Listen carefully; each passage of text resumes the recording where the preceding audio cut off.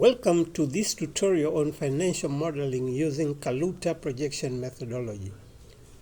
Last time we did an evaluation using our monthly projected cash flows and established intrinsic valuation on monthly basis using levered free cash flow.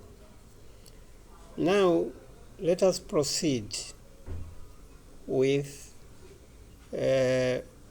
development of supporting schedules for annual financials.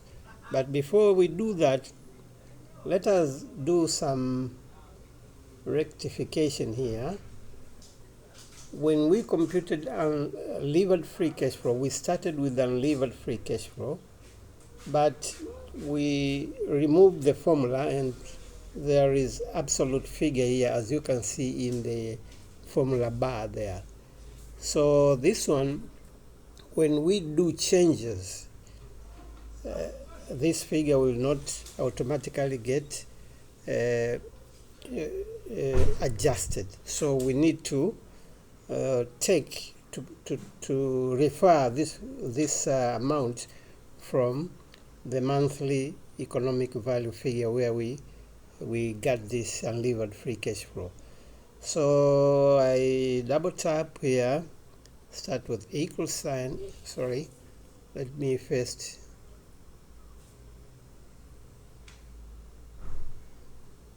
edit.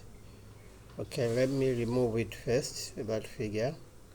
Start with equal sign, go to monthly economic monthly enterprise valuation here, and we have our unlevered free cash flow figure. That one is in here, this one. Okay, so press enter, and now I can tap to fill this throughout our periods so that we have formula instead of absolute values.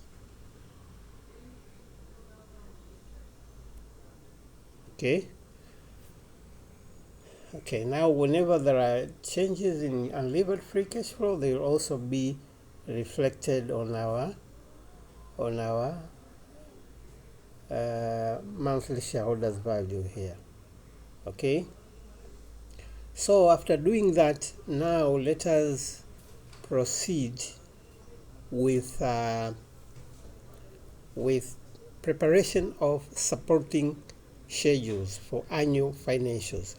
Our financials were projected using monthly periods. Okay, that's where we started, and then we did summary for annual projected financials, and presentation for business plan is normally done on annual figures.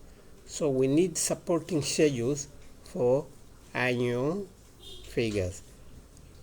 Definitely when you do presentation, normally the first 12 months is budgeting period, so this one is presented on monthly basis, and the other periods, the numbers are summarized on annual basis.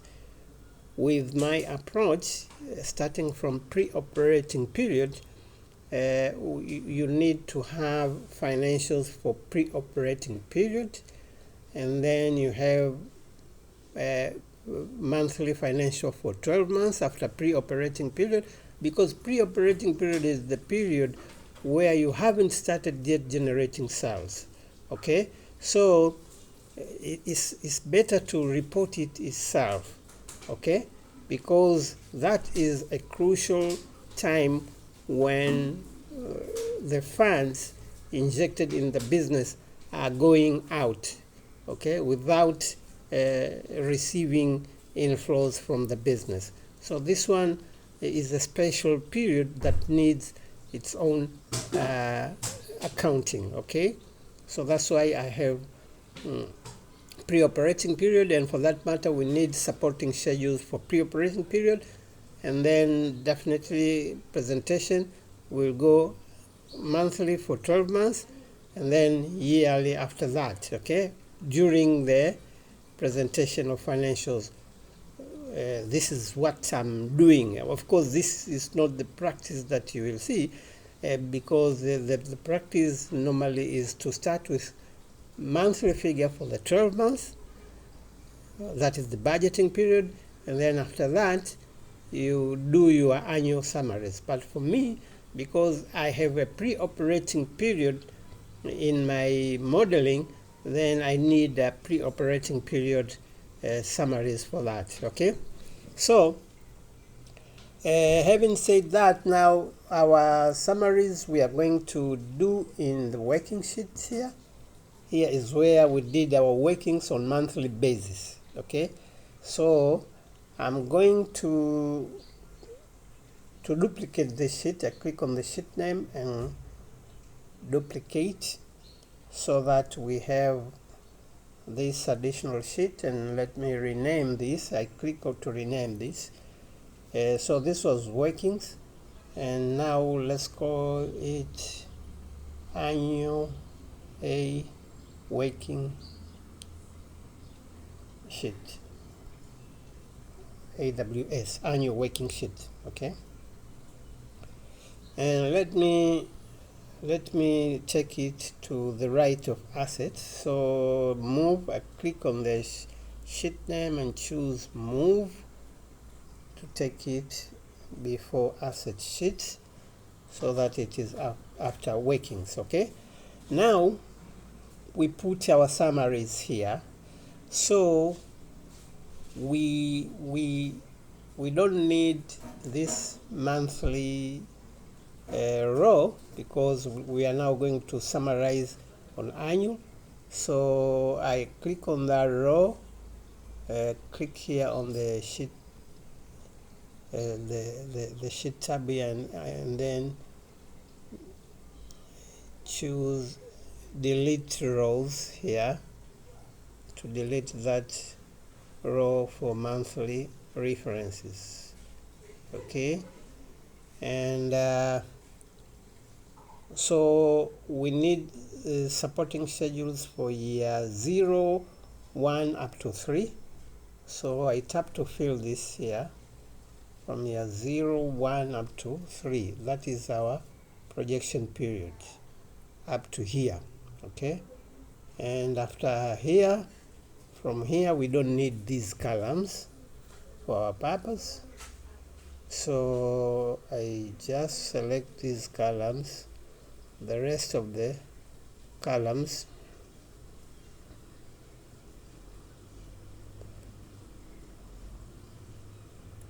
and then delete them. Choose delete to delete them, okay? So now let us do our summaries. Quantity units, okay?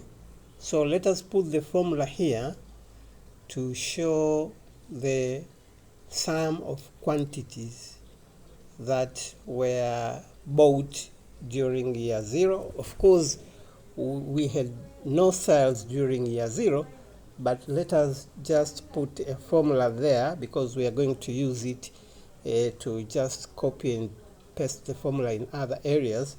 So I double tap, start with equal sign, and then write sum,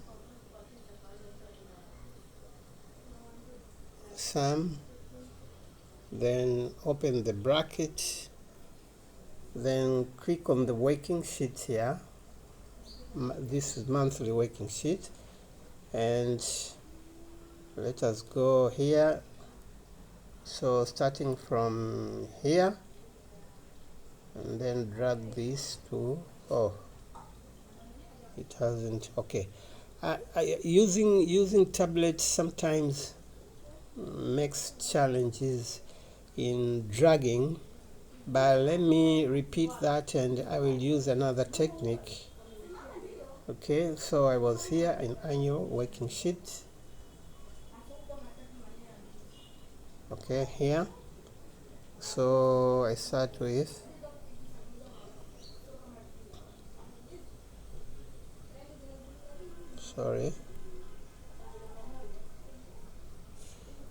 so let me remove that.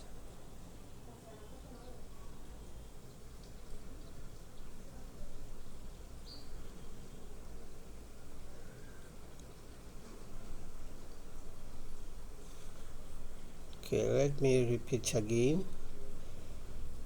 So I need to put some there. Let me first clear this one. Clear this and then double tap to start again. So I start with equal sign and then write sum, then open the bracket, then go to working sheet. So quantity will start from here, January. So I click here and then I use full columns here, type full columns and then click on the last cell where I want to copy. I want to select range of cells. So in this case, year 0 ends in March. So I click here in March. Okay. So that formula on top, you see workings from B19 up to D19. So that is the range. So I can press enter to accept that. So I have the formula there and then come here, year 1, now summation for year 1.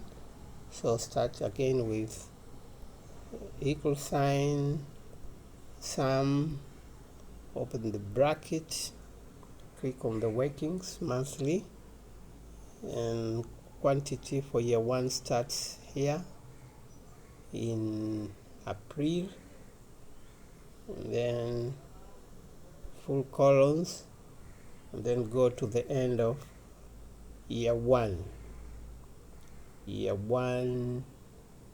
here in March.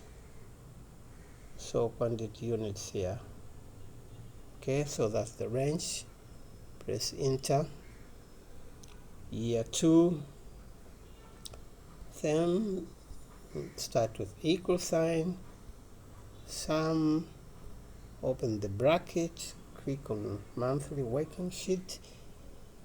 Year 2 starts from here, April 2023, put full columns, go to the end of year 2,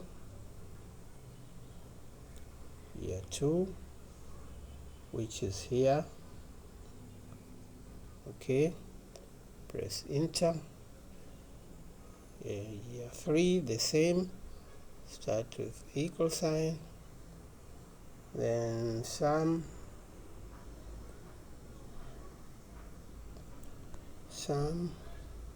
open the bracket, click on working sheet, start with year 3, starts here, quantity, and then tap full columns, go to the end of year 3,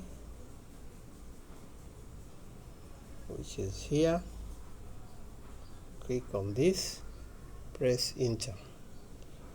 So we have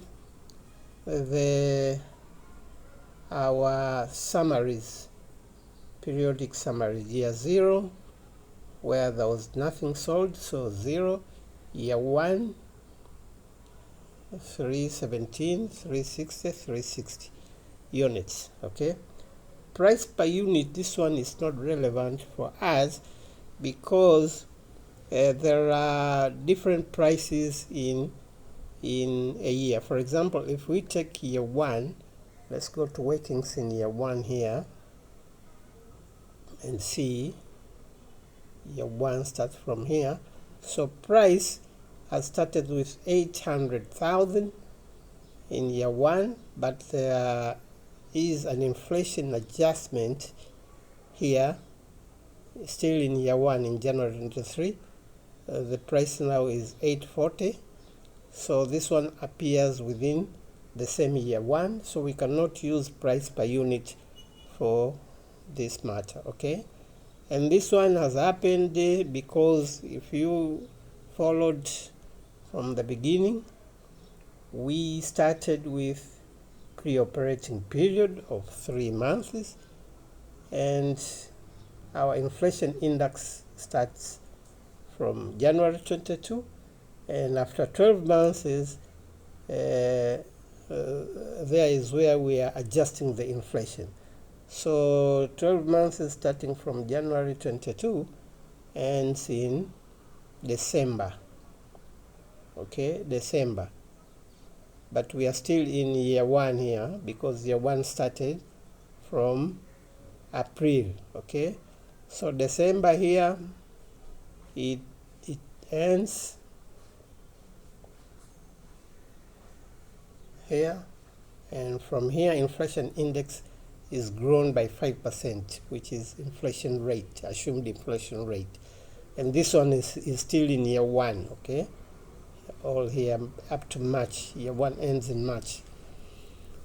So that's the reason why we do not use price per unit in our annual summaries.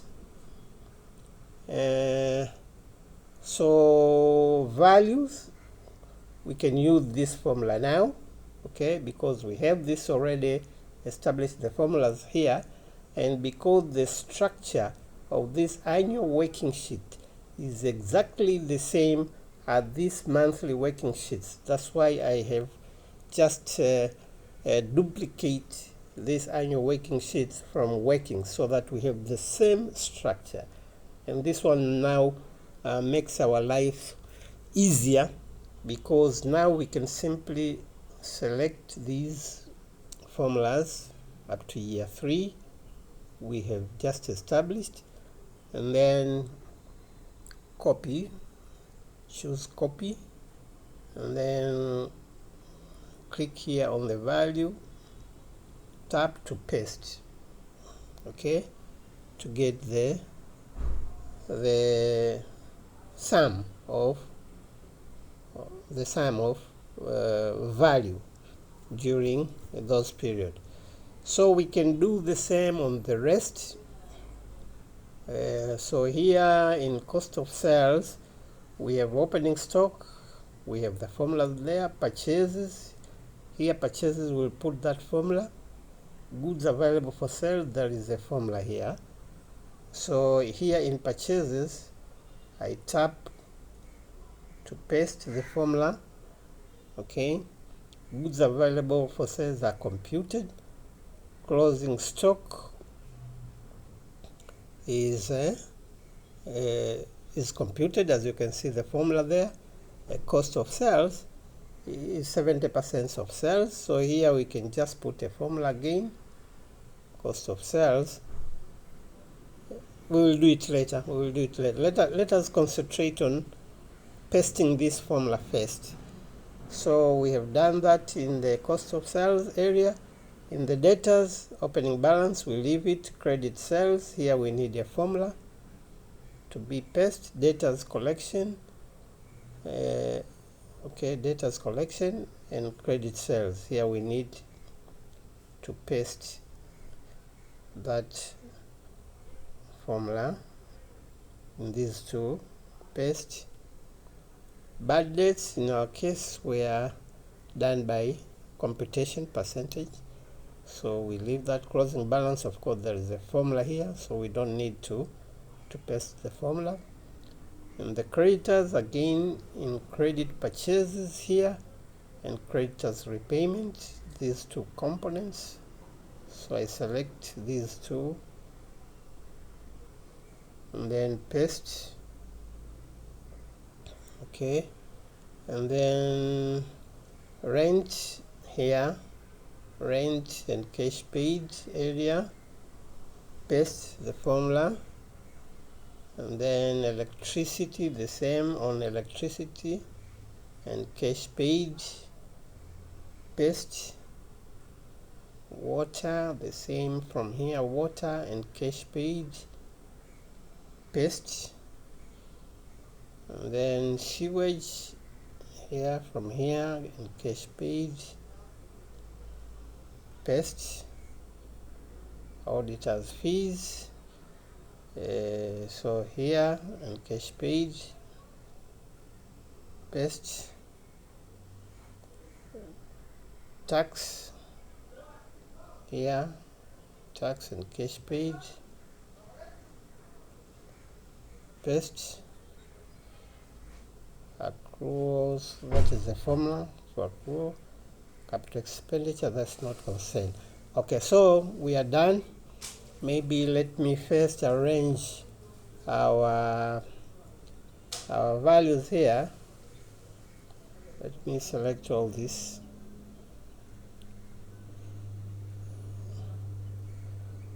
Let me select all this, and then on top here I click on this one to choose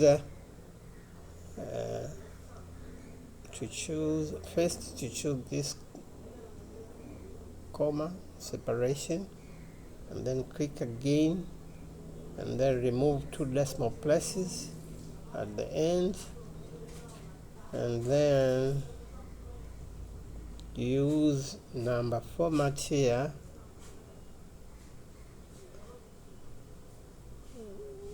Okay, what did I do? Let me repeat again here. Number, yeah, this one. So we take this so that the credit numbers become red one. Okay, so we are done with our summaries. We now need to verify to see if our figures are correct. So here, cost of sales, we say is 70% of sales, so let's just put the formula here. So sales value should from here times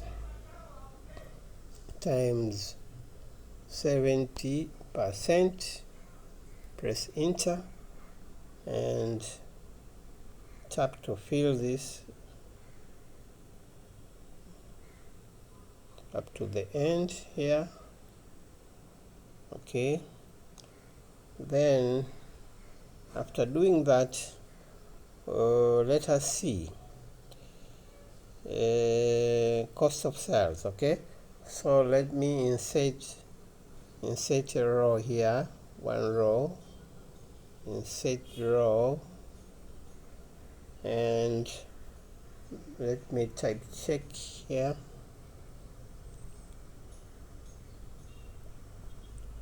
Check to check if our figures are okay. So we compare them with our annual summaries. Okay, so for year 0, I start with equal sign, take this cost of sales figure here, and then minus the cost of sales figure given in annual summaries. Okay, and this one is obtained from cost of sales. We'll get it in profit and loss, so annual profit and loss sheet, annual profit and loss sheet, this one, annual profit and loss sheet, and we should have our cost of sales here, here. Okay, so press enter So if if the answer is 0, that means this cost of sales figure we have just computed is exactly the same as the one in our P&L. So I can tap to fill this throughout to see if other periods also are correct. Okay, so we have 0, that means it's okay. Okay, our cost of sales is okay. And data's the same. Let me insert row here, insert row, and then let me copy this, check, and then paste it here, check, and then here the data we are going to get these summary, annual summaries in annual balance sheet. So I start again with equal sign, click on this one, minus, go to my annual balance sheet,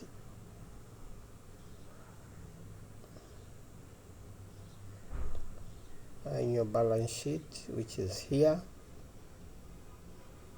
and we were doing datas, that we were in datas if I'm not mistaken. So datas is here. Okay, press enter. Okay, and then tap to fill this throughout. Okay, so it's okay. Creditors the same. Let me insert a row here, insert row, and then copy this one, check, copy this, check, paste it here. Oh, sorry, paste it here. Start with equal sign, edit. Let me use this one, start with equal sign. So we are in creditors. This one minus, again in the annual balance sheet. In the annual balance sheet is where we are going to get our annual summary figures for creditors. Here, annual balance sheet, and our creditors here. Press enter, and then tap to fill this throughout.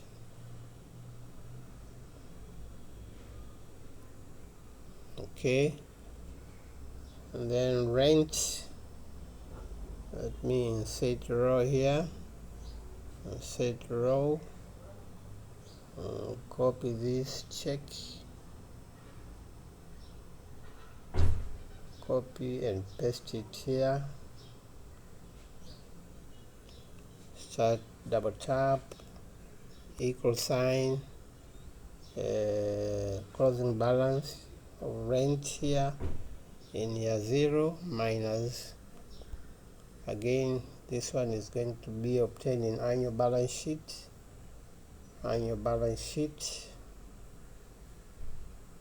here, and our figure for rent is advance payments. Yeah, this is where we had our rent. So press enter, and then tap to fill this throughout.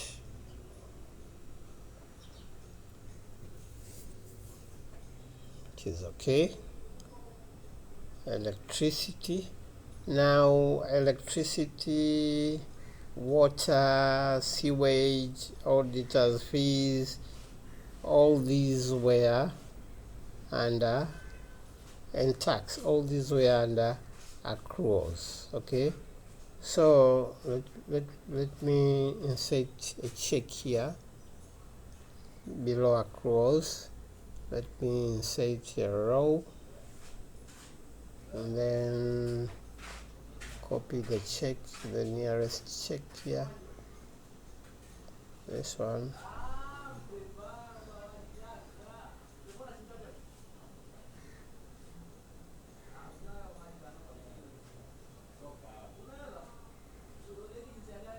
Copy, and then come to our here, paste.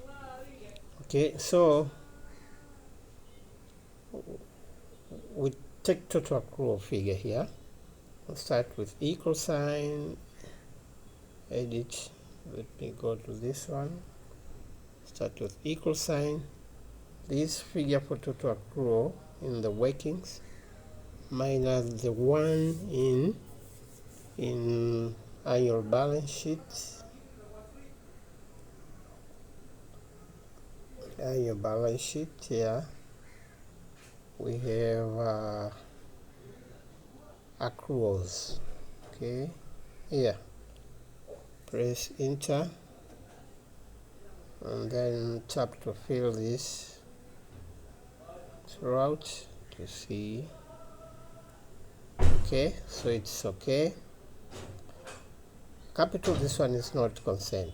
So now we have established our supporting schedules which we can use for presentation of our annual financials, okay, starting from pre-operating period and annually from year 1 up to year 3. So quantity of units sold, we have the summary here that can be used. Okay, price per unit, as I said, this one is not relevant in our case, so let me delete this. Tap to clear this, it's not relevant for annual. Cost of sales, already we have the summaries here, so we can just use them for presentation. So that's all about this exercise. Now after this we will do ratio analysis for annual financials first, and then we will look at it on monthly basis. So for now, let us end up here. Subscribe to my channel if you haven't done that yet. If you have any question about my presentation, you are welcome. Just ask your question below and I will address it. Bye for now.